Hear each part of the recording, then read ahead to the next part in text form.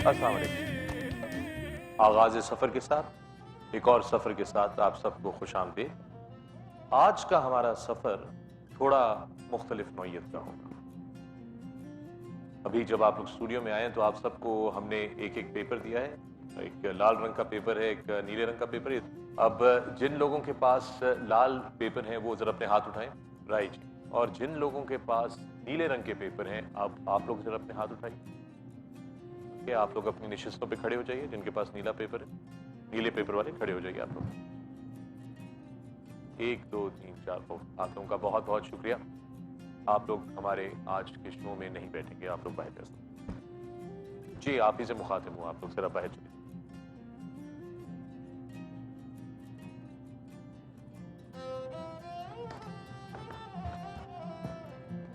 आप लोग ये सोच रहे होंगे कि ये क्या हुआ है। अभी टेलीविजन पे जो लोग देख रहे होंगे वो भी सोच रहे होंगे कि ये क्या हुआ है। अभी आप लोग जो अंदर बैठे हुए हैं आप लोगों का कोई कमाल नहीं, और वो लोग जिनको हमने बाहर निकाल दिया उनका कोई कसूर नहीं। तो फिर मैंने ये क्यों किया, जानना चाहेंगे आप? मगर ये बताने से पहले हमारे वो दोस्त जिनको मैंने स्टूडियो से निकाल दिया था उनको वापस बुला दें।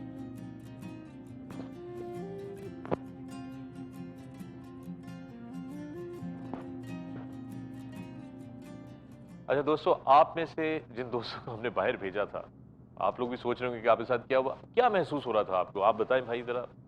पहले तो काफ़ी अजीब लगा क्योंकि समझ नहीं आया कि हमारे साथ एग्जैक्टली हो क्या रहा है, क्योंकि हम तो कुछ और ही सोच के आए हुए थे, हमें पता नहीं था कि क्या होना है। आपको कैसा महसूस हुआ? अनफेयर लग रहा था। ऑब्वियसली हम लोग इतनी देर से यहाँ पे वेट कर रहे हैं और ये we didn't choose this card आसेज right. दे दिया गया था। ये भी बड़ी इंपॉर्टेंट बात है कि आपने चूज नहीं किया, ये कार्ड आपको दिया गया ना ये कार्ड। इसलिए बहुत से लोग जो यहाँ पर पैदा होते हैं वो अपना रिलीजन पैदाइश पे चूज तो नहीं करते, तो जिस जिस घर में पैदा होते हैं उसी रीत रवायत के मुताबिक चलते हैं ना।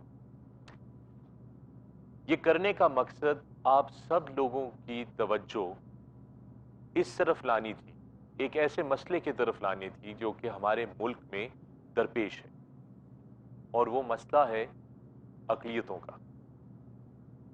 आप लोगों में फर्क क्या था? सिर्फ ये कि कुछ लोगों के पास लाल कार्ड थे और कुछ लोगों के पास नीले कार्ड थे। हमारे मुल्क में अक़लियतों को बहुत से मसाइल, बहुत से चैलेंजेस को फेस करना पड़ता है। एक अंदाजे के मुताबिक पाकिस्तान की कुल आबादी का 3.6% हिस्सा अक़लियतों में उपनी है, यानी कि 60 लाख लोग जिनका ताल्लुक अक़लियतों से। इस मुल्क की अक्सरियत ये बात भूल जाती है कि हमारा ये अजीम मुल्क भी वजूद में इसीलिए आया था क्योंकि हम जो आज अक्सरियत हैं हम कभी अक़लियत थे, और हम एक ऐसे मुल्क की तलाश में थे जहां पे हम अपने मजहब के मुताबिक अपने हकूक का तहफ़्फ़ुज़ कर सकें और अपनी ज़िंदगी जी सकें, और हमारे साथ वो लोग जिनका ताल्लुक किसी और मजहब से है उनके भी हकूक का तहफ़्फ़ुज़ हो सके। 11 अगस्त 1947 कायदे आज़म मुखातिब हुए मुसलमानों से और अक़लियतों से, और कायदे आज़म ने कहा आप आज़ाद हैं, आप आज़ाद हैं अपने मंदिरों में जाने के लिए, आप आज़ाद हैं अपनी मसाजिद में जाने के लिए, आपका ताल्लुक किसी भी मजहब या फिरके से हो इससे रियासत को कोई फर्क नहीं पड़ता। यानी हम सब रियासत की नजर में एक। कुछ बातें आपके साथ में शेयर करना चाहता हूं। पिछले 10-12 सालों में अक़लियतों के मुक़द्दस मकामात पे कितने हमले हुए? 2001 में 1, 2002 में 4, 2004 में 5, 2005, 6, 7 में ये कम हुए, और आखिरी 2 सालों में जरा गौर कीजिए दोस्तों, आखिरी 2 सालों में किस तरह का इसके अंदर स्पाइक आया है। हमारे मुल्क में वो लोग जिन पे इल्ज़ाम लगता है कि उन्होंने किसी मुक़द्दस मकाम का या किसी मुक़द्दस शख्सियत की बेहुरमती की, ان کو سزا دینے کے لیے ایک مؤثر قانون موجود ہے. مگر بدقسمتی کی بات یہ ہے کہ اس سے پہلے کہ اس شخص کو قانون کے کٹہرے میں لایا جائے اور قانون کے تقاضے پورے کیے جائیں، کوئی ایک شخص اس کو اور اس سے جڑے تمام لوگوں کو گنہگار ڈکلیئر کر دیتا ہے.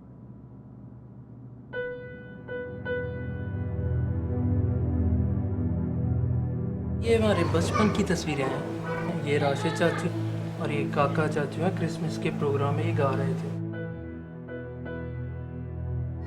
یہ دیکھو تب میرا بھی ایک دانت تھا ٹوٹ گیا.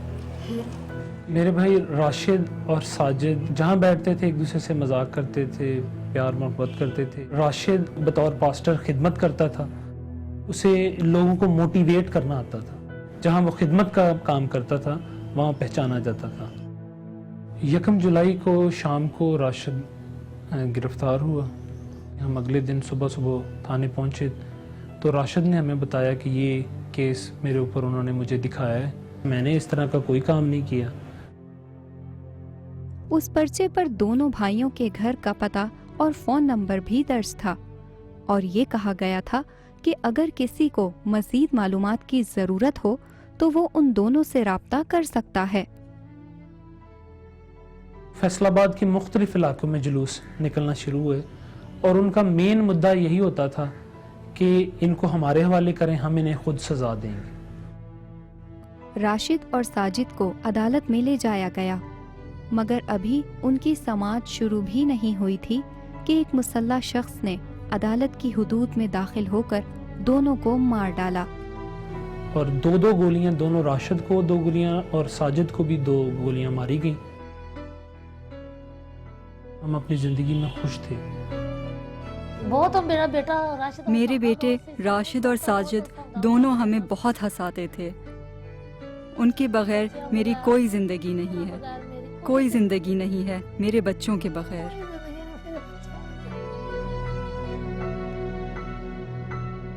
دوستو، میرے ساتھ اس وقت اسٹوڈیو میں موجود جناب آصف وکیل صاحب ایکٹیوسٹ ہیں، آپ خود بھی، اور آپ سے میرا سوال ہے سب سے پہلے کہ کیا یہ جو الزامات لگتے ہیں کیا یہ زیادہ تر جھوٹے ہوتے ہیں؟ اس وقت پاکستان میں کافی سارے حلقے بشمول ان کے جو مذہبی رہنما ہیں وہ بھی یہ اب سوچتے ہیں کہ اس قانون کا غلط استعمال ہوتا ہے.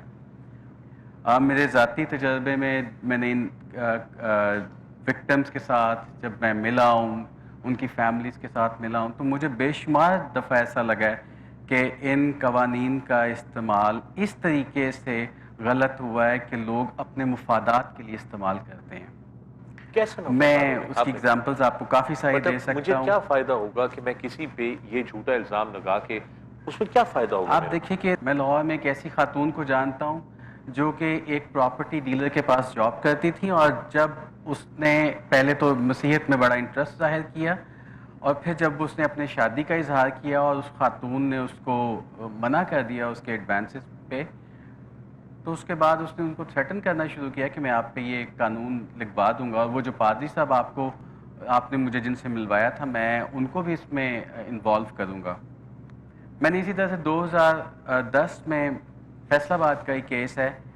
ایک شخص تھی، وہ ایک سیاسی جماعت سے وابستگی رکھتے تھے اور 2008 میں انہوں نے وہاں کے وڈیرے چودھری کو ووٹ نہیں ڈالا، جس کے بعد ان کے اوپر یہ قانون کہ انہوں نے کوئی نازیبا الفاظ استعمال کیے ہیں، اس کے کافی دیر کے بعد ان کے اوپر یہ قانون لگا. ایک کیس یہ بھی ہوا تھا پاکستان میں جہاں پہ ایک بچی تھی، اس کو ڈاؤن سنڈروم تھا غالباً. میں اسی طرف آ رہا ہوں. جی.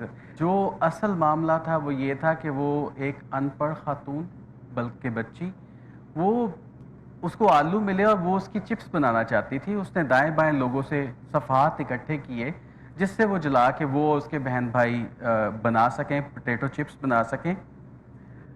جب اس کو مار پیٹ رہے تھے تو وہ بار بار ایک خاتون کی طرف اشارہ کر رہی تھی کہ آپ نے مجھے وہ کاغذ دیے تھے، جب کہ انہوں نے انکار کر دیا. اور ہم نے اس کیس کے بعد میں ہمیں پتہ یہ چلا کہ وہاں کے کچھ لوگ چاہتے تھے کہ ان سب مسیحوں کو یہاں سے نکال دیا جائے. اور یہ صرف ایک واقعہ نہیں ہے. گجرات جس کو سب لوگ اور پوری دنیا میں جس کا چرچا ہوا اس کو دیکھیں وہاں پر جس دن آگ لگی تھی ہم اس سے اگلے دن وہاں پر پہنچے.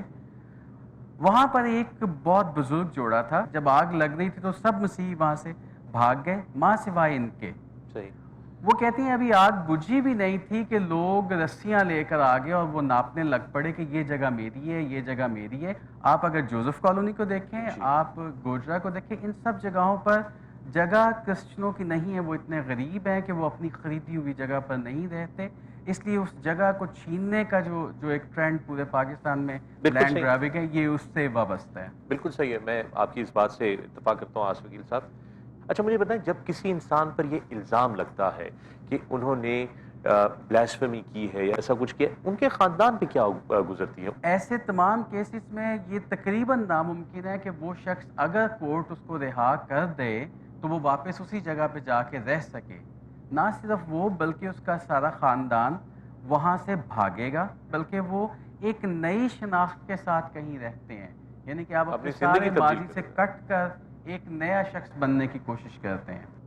حکیل صاحب آپ کا بہت بہت شکریہ, یہ آپ نے بڑے ہمیں زبردست فیکٹس جو ہیں وہ ہمارے ساتھ شیئر کیے. آپ کا بہت شکریہ.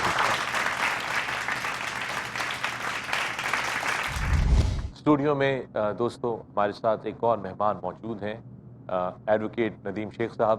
یہ بتائیے کہ اگر غلط الزام لگایا جائے تو اس کی کیا سزا ہوتی ہے قانون کے مطابق؟ اگر میں کسی مسیح پہ غلط الزام لگا دوں تو میری کیا سزا ہوگی؟ کسی بھی ضابطۂ فوجداری اور پاکستان کے آئین کے تحت جھوٹا الزام لگانا, بہتان لگانا پاکستان کے قوانین کے خلاف ہے. در حقیقت پاکستان کی بدقسمتی ہے کہ یہاں قوانین تو بنائے جاتے ہیں لیکن اس کی جو امپلیمنٹیشنز ہیں, اس کی جو پروسیکیوشنز ہے, وہ اتنا پیچیدہ نظام ہے جس کے تحت ہم یہ نہیں کہہ سکتے کہ سچ اور جھوٹ کیا ہے. اور ہم بغیر تحقیق کے ہی جب الزام لگاتے ہیں تو اس کی سزا تو 3 سال سے لے کے 10 سال تک سزا ہے, اور اس میں تو میں کہتا ہوں کہ نان بیلیبل آفنس ہے جھوٹا الزام لگانا. اور اس کے بعد قانون کی پاسداری نہ کی جائے اور اس پر ڈائریکٹ اٹیک کیا جائے تو اس پہ تو بہت زیادہ سنگین سزا ہے. بالکل صحیح. نظر ڈالتے ہیں اور دیکھتے ہیں کہ اقلیتوں کی کیا نمائندگی ہے ہمارے مختلف اداروں میں. سینٹ میں صرف 4%, نیشنل اسمبلی میں, قومی اسمبلی میں صرف 3%, ہماری فوج میں, ملٹری میں 1%, اور ہماری وفاقی حکومت کے اندر 5%, پولیس کے اندر صرف 0.5%. اب ذرا نظر ڈالتے ہیں کہ ہماری اقلیتیں پاکستان میں بیسک کیا چیزیں جو وہ کر سکتی ہیں اور نہیں کر سکتی. آئیے جناب. نہ ہی کوئی ہمارا اقلیتوں کا بھائی جو ہے یا بہن جو ہے وہ پرائم منسٹر یا پریزیڈنٹ بن سکتے ہیں پاکستان کے, نہ ہی فوج کے اندر وہ chief of the army staff بن سکتے ہیں, اور ریلیجس پریکٹس کے حوالے سے پریچ بھی کر سکتے ہیں, اس کی تعلیم بھی آگے دے سکتے ہیں. دوستو بریک کے بعد میں آپ کی ملاقات ایک ایسے دوست سے کرواؤں گا, ایک ایسے جرنلسٹ سے کرواؤں گا جو کہ ہمیں ٹیلی ویژن پہ تو نظر نہیں آتے. ان کے پاس ایک خاص دنیا کی خاص خبریں موجود ہوتی ہیں جو کہ دوسرے بڑے اخبارات اور بڑے جرنلسٹ اٹھا کر اپنے اخباروں میں لگاتے ہیں. ان سے ملیں گے بریک کے بعد. اب ہمارا اگر میرج ایکٹ پاس ہو جائے تو کسی کو کیا تکلیف ہے؟ کسی کو ڈیورس لینا ہو, کسی کو شادی کرنی ہو, تو ایک پروسیس تو ہونا چاہیے نا.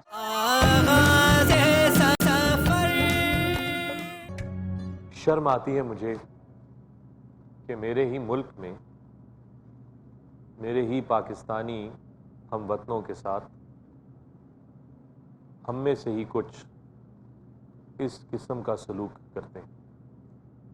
جناب چنگیزی صاحب, آپ کو میں خوش آمدید کہتا ہوں. آپ کے بچپن کے کوئٹہ میں اور آج کے کوئٹہ میں کیا فرق ہے؟ بہت زیادہ فرق ہے. کوئٹہ سٹی میں پہلے ایک محبت, ایک دوستی اور مختلف اقوام جو آباد ہیں وہ آپس میں مل بیٹھ کے بیٹھتے تھے. اب ایک دوسرے سے ہم نفرت کرتے ہیں. ہزارہ قبیلہ کو اب محدود کیا گیا ہے 2 علاقوں میں, ایک علمدار روڈ اور ایک ہزار ٹاؤن, اور چاروں طرف انہوں نے ایف سی کی جو جس طرح کینٹ میں آپ داخل ہوتے ہیں اس طرح ہم بلاک ہیں.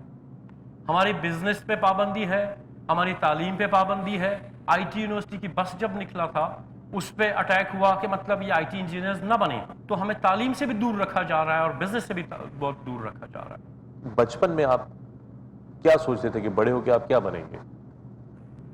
ایک انگلش میڈیم اسکول جو سینٹ فرانسس گرامر اسکول سے میں نے میٹرک کی، تو ذہن میں یہی تھا کہ میٹرک کے بعد میں پاکستان آرمی میں جاؤں گا، کمیشن کروں گا اور اپنی ملک کی خدمت کروں. تو یہ سوچ تھا میرا کہ میں انشاءاللہ اپنے ملک کے لیے دفاع کے لیے آرمی میں جاؤں گا. اس ملک کی دفاع کے لیے پاکستان آپ فوج میں جائیں گے، پاکستان کی دھرتی کے دفاع کے لیے جی. آپ فوج میں جائیں گے. اب یہ جو آپ کام کر رہے ہیں یہ بھی بڑا خطرناک کام ہے جو آپ کر رہے ہیں. آپ کے اپنے گھر والوں کا اس پہ کیا ری ایکشن ہوتا ہے؟ نہیں، والدہ منع نہیں کرتی کیونکہ پتہ ہے کہ جو حالات اس ٹائم ہماری قوم حالت جنگ میں ہے، ہماری ملک حالت جنگ میں ہے. غرض سے یہ نہیں کہتے ہیں کہ نہیں جاؤ. ہاں یہ ہے کہ جو علمدار روڈ کا جو بلاسٹ ہوا تھا اس میں میں خود پہنچا تھا. اس میں جب سیکنڈ بلاسٹ ہوا ہمارے مرکزی آفس شہید عباس وہ شہید ہوئے، ڈپٹی آرگنائزر ہمارے بلڈ بینک کے وہ شہید ہوئے، ایک والنٹیئر ڈرائیور تھا وہ شہید ہوئے. میں آپ کے اس بات کو سمجھ سکتا ہوں، بجائے یہ کہ آپ جو ہے وہ جوابی کاروائیاں کرتے، آپ نے این جی اوز بنا لی. ہم نے اس کے رد عمل میں اختیار نہیں اٹھایا، ہم نے اپنے لیے مختلف این جی اوز بنائے. جو شہداء کی فیملی کو سپورٹ کرتا ہے، کوئی ایسا این جی اوز ہے جو بلڈ ڈونیٹ کرتا ہے، کوئی ایسا این جی اوز ہے جو اسکول جنہوں نے بنائے وہ اندر ہی لوگوں کو، ان فیملی کو، شہداء کو، ان کے بچوں کو تعلیم دلاتا ہے. جتنے پاکستانی آپ کو دیکھ رہے ہیں یہاں پر، جو میرے دوست موجود ہیں اسٹوڈیو میں، آپ اپنے دل کی گہرائیوں سے کیا اپیل کرنا چاہیں گے؟ میں یہ اپیل کرنا چاہتا ہوں کہ 80s کے بعد جو پاکستان میں ایک پاکستان توڑنے کا ایک چیز شروع ہوا ہے، اس کو ختم کرنے میں تمام صوبوں کو، تمام جو ہم قومیں، مختلف قوم ہیں، اس سے بالتر ہو کے سوچے، ایک پاکستانی ہو کے سوچے، اور اپنے اندر ان کالی بیڑیوں کو جو ہمارے اندر ہی موجود ہے، وہ باہر سے نہیں آئے ہوئے، اور جس کے ساتھ لوگ کہتے ہیں کہ یہ مسلمان نہیں ہو سکتا، یہ انسان نہیں ہو سکتا. وہ انسان بھی ہے، وہ مسلمان بھی ہے، وہ ہمارے آس پاس پڑوس میں رہتا ہے. اس کو سپورٹ دینے والا تمام چیزیں اپنے لوگ کرتے ہیں، تو ان کو ہائی لائٹ کیا جائے، ان کو گرفتار کیا جائے اور ان کی باتوں میں نہیں آیا جائے. ان کو سزا تک، ان کو قانون کے بالکل اس کے اندر لایا جائے.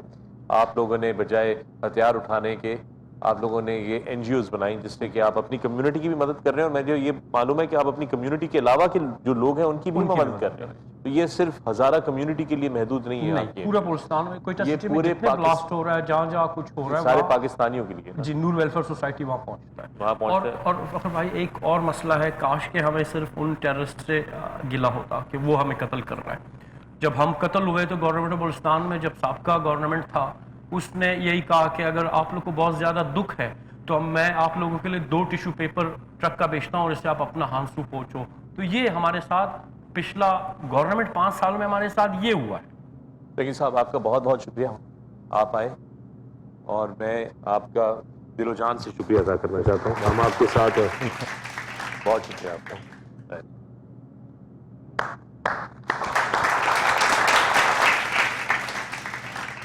جو جواب ہزارہ کمیونٹی نے پیار محبت کا راستہ اختیار کر کے کیا، اس سے زیادہ کرارا جواب ہو نہیں سکتا. بلا شبہ ایک وقفہ. ہم اکثریت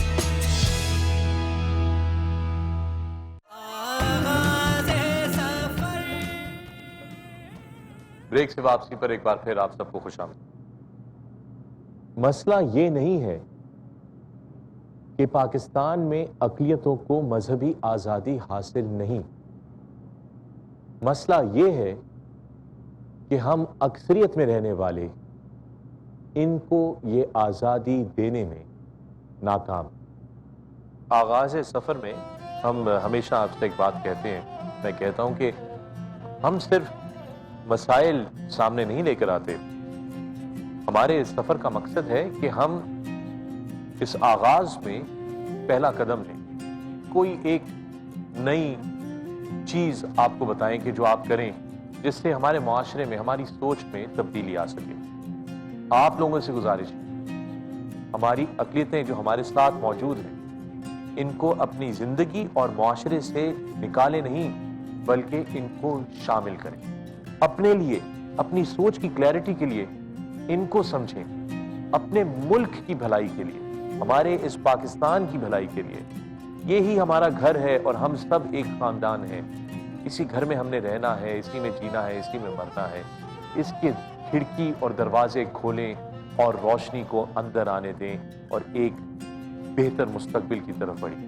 آئیے ایک نئی سوچ کا آغاز کرتے ہیں۔ اگلے ہفتے ایک اور سفر کے ساتھ دوبارہ حاضر ہوں گے۔ شب بخیر۔